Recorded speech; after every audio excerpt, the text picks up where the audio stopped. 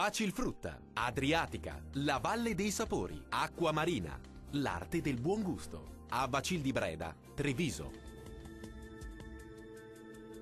Benvenuti al Meteo. L'alta pressione cede lievemente, ecco che sulle nostre regioni potrebbero innescarsi dei temporali, localmente anche di forte intensità. Vediamo la situazione nel dettaglio. Sul Veneto avremo bel tempo ovunque nella prima parte della giornata. Col passare delle ore non si escludono degli acquazzoni sui settori alpini in propagazione anche alle aree pianeggianti circostanti. Attenzione perché i fenomeni potrebbero risultare anche intensi e localmente accompagnati dalla grandine. Temperature minime tra 18 e 24 gradi, valori massimi sempre piuttosto caldi, oscillanti tra i 29 e i 32 gradi. Situazione simile anche sul Friuli Venezia Giulia, con ampio soleggiamento dappertutto al mattino e con qualche rovescio invece sui monti e localmente fin verso le pianure a partire dal pomeriggio.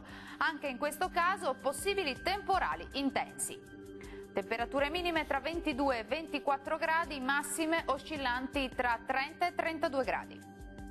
Uno sguardo infine al Trentino Alto Adige, dove avremo condizioni di tempo stabile e soleggiato al mattino, poi col passare delle ore saranno possibili dei fenomeni instabili, localmente anche violenti e con grandine.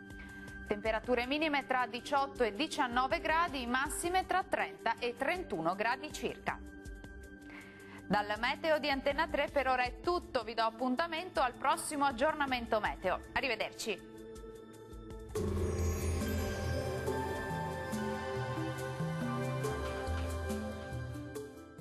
Facilfrutta, Adriatica, la Valle dei Sapori, Acqua Marina, l'arte del buon gusto. A Bacil di Breda, Treviso.